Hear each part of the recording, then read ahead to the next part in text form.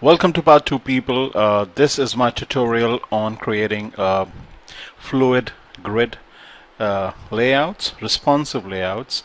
And in part number 1, let me quickly reiterate what all we had done. We had created a multi-screen layout which would respond to the width change. So as we used to drop the width, let's say from the desktop size to the tablet size, and then switch over to the mobile size, the three divisions that we had under the header would automatically adjust. They would be fluid. In fact, once again, let me show you a multi-screen preview. This is the way things were. So this is how the web page would look on a smartphone. This is how it would look on a tablet, and this is the desktop view. And all this was made possible through a boilerplate.css cascading style sheet file that and a respond.min.js file. Now these two files are responsible for having a consistent look across various browsers and browser versions. Also, I made certain modifications to yet another CSS file that I had named as responsive CSS, and had given background colors to the body as Bollywood, to the header as beach, to div1 as bisque, to division 2 or div 2 as blank almond, and div 3 as wheat. Okay, people, this responsive.css is a key file. Although there are recommendations that we should not touch this file and we should have our CSS separate, although it's recommended, but you can very carefully make there's nothing stopping you from making adjustments out here, although it's recommended to have it as a separate file. So I made adjustments out here. I'd created a rule for the body, had created another rule for the H1 and the P elements, zeroed on the margin, and created a 15 px of padding all around. Okay.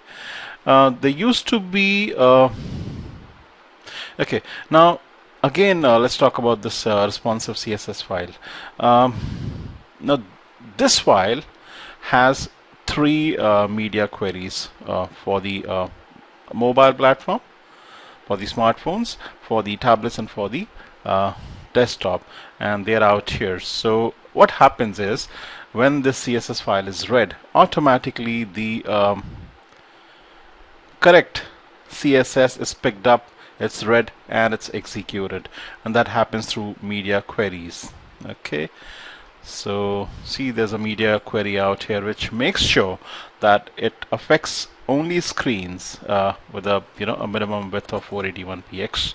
So tablet layout 481 to 768, and there's another bit of CSS out here, but this affects only the desktops 769 px to a max of 1323 px.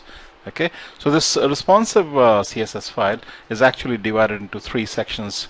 The upper half affects the smartphones, the middle half affects the tablets, and the lower half affects only the desktops, simply because we have three media queries out here. So depending on the media query, a different set of CSS is executed for a specific device only. Okay, now in part number 2, I wanted to show you how I can actually make this word lorem ipsum, which is actually an H1 element, appear differently in different widths or on different devices like tablets and smartphones vis-a-vis the desktop. We'll see the size dropping as we shift our view from the desktop to the tablet to the smartphone. So let's get these changes done quickly. Okay, now what I'm going to do is I'm going to create a rule out here for H1 once again, and I'm going to set the font size to 1.6 EMs, right? But this affects only the smartphone view.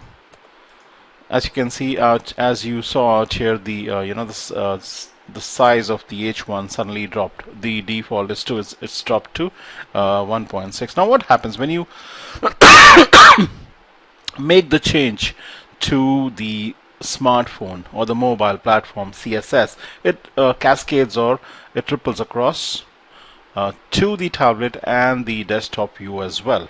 Okay, which means that I'll need to have a different set of CSS or a different H1 rule for the tablet and for the desktops too.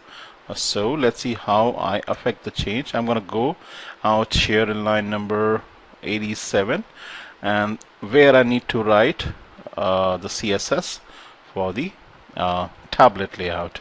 But this time I'm going to make sure that the font size for the H1 element is 1.8, but for the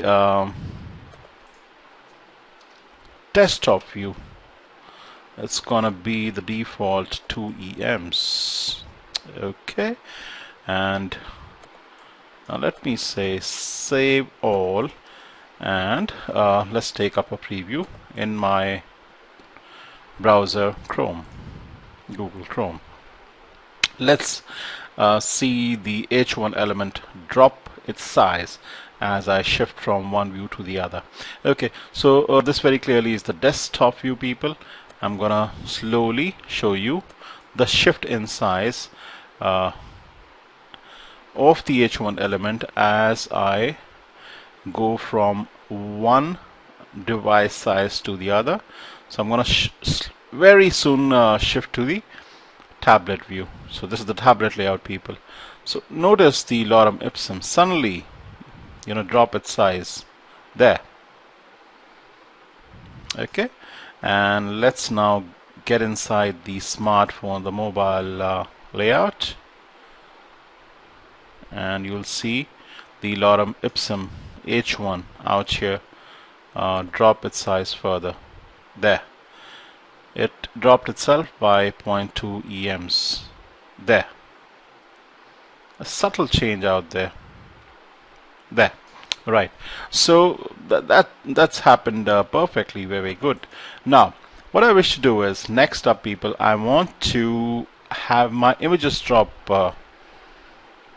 have images included in division 1 and division 2, div 1, div 2, and let's see how they scale up or scale down as I shift my width.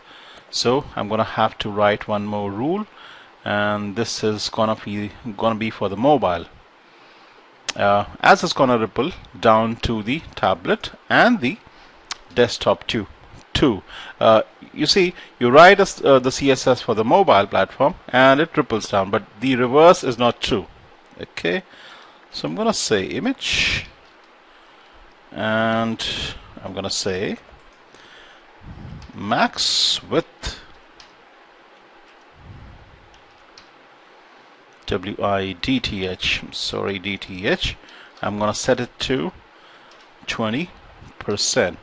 Now what will happen is that the image will now become scalable, and the maximum size will never be more than 20% of the total available width of the div. So let's prove my point. Let me first save the file, and then let me go to the source code under index.html. I also need to go out here, drop in a picture. I'm in the mobile size view, or the mobile layout, by the way, and let me get in two images one by one. So this is my local site folder. These are my local files. I'm gonna pull in the first image, drop it, let's say drop it out here just above the paragraph tag in division 1, and let me give it an alternate text. Okay, similarly I'm gonna push in the second image out here in division 2 just before the paragraph starts. This is Flash Pro, Flash Professional. Let me say OK. Alright, at the same time, momentarily let me go back to the responsive CSS file. Let me locate the rule that I just wrote for the image. I would want to add something out there. So yep, out here I'm gonna say a padding. I want to add some padding of, let's say, 10px all around the image, and I'm gonna make sure that it floats to the left. So that's a float left. That will ensure that the text wraps itself around the image. Okay, there are a few extra lines out here that I'm gonna delete, and out here. Okay, excuse me. So this was the rule for the image that I wrote for the mobile platform or the smartphone layout, and this CSS is going to ripple down to the tablet and the desktop view too. Okay, the reverse is not true. You can't write the CSS, or you can't have a media query for the desktop and have it ripple up, but it can ripple down always. Okay, so let's say save all. Let's take up a preview in Google Chrome to see the changes. So I need to be in the index.html file first before I can do that. So let's take up a preview in Google Chrome. Okay, so notice as I crunch or collapse the size, as I reduce the width, see the changes in the size of the H1, the images, etc. And here you can very clearly see that the max width for this logo or this image is not beyond 20% of the total width available, because of the min width, the max width property that I'd used. Okay, and now people notice the size of the H1 element lorem ipsum, which is highlighted. Also notice how fluid the web page is. Notice that the size of the images is dropping, and it's dropping further and further. Okay, now I'm in the tablet view, and very soon I'm gonna enter the smartphone view. Cool. Right. Okay, so you saw that not only are these images going to scale up and down as you adjust the width, the lorem ipsum H1 element out here scales up and down too as we shift our layout from the mobile to the tablet to the desktop view. Okay, and the padding out here that you see, this padding is 2%, so again in terms of percentage. Alright, so people, this concludes part 2 of this very useful tutorial, I hope so, on fluid grid layout in Dreamweaver CS6. So I hope you enjoyed this one a lot, learned a lot from this. It's a revelation.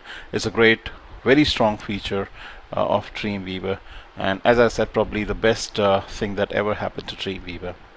I hope you'll keep coming back for more tutorials. You have a good day. Bye bye. Peace.